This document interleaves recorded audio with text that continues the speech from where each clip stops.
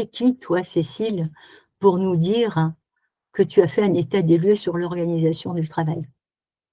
Alors je vais me présenter, en 2 minutes, hein, en 2 mots.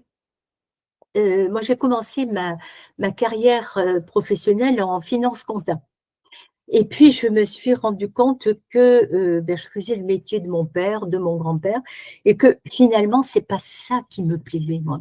Alors j'ai repris des études, un peu sur le tard, c'est vrai.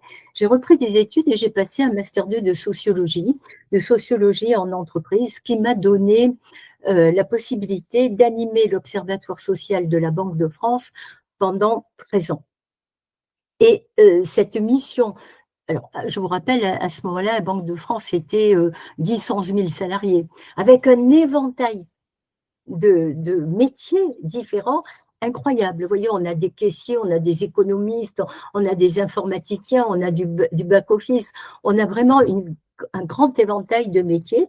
Et dans cet observatoire social, il m'était donné justement de faire des enquêtes qualitatives auprès de ces métiers, à l'occasion de transformations, que sais-je, et c'est ça qui m'a permis de voir et d'avoir ce regard, cette expérience sur les situations professionnelles. Et c'est à partir de là que j'ai pu déduire, ce qui a nourri, ce qui me permet de vous dire ce que je vous dis aujourd'hui.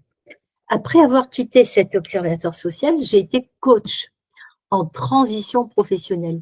Vous compreniez que c'était extrêmement ciblé parce que dans ces situations de travail, j'avais fait le constat d'erreurs de casting. Ça arrive beaucoup plus souvent qu'on ne le pense. C'est contre-intuitif, on se dit c'est pas possible de mettre quelqu'un qui n'a pas les compétences à un poste. Bien si, ça arrive beaucoup plus souvent qu'on ne le pense.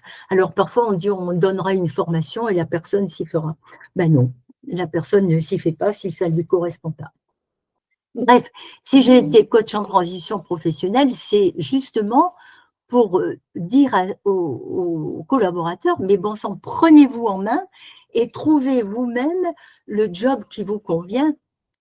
J'ai mis une méthode au point et je l'ai publiée dans un livre que j'ai publié chez Erol il y a 3 ans, qui s'appelle « Trouver le job de vos rêves ». Voilà. Et la suite naturelle, c'était maintenant de me tourner vers les entreprises ou vers toutes les organisations qui ont des humains, si je puis dire, ou qui ont des adhérents ou qui ont des membres, toutes les organisations d'une assemblée, parce que la question de l'engagement et la question du sens se posent tout le temps dès lors qu'il y a une organisation.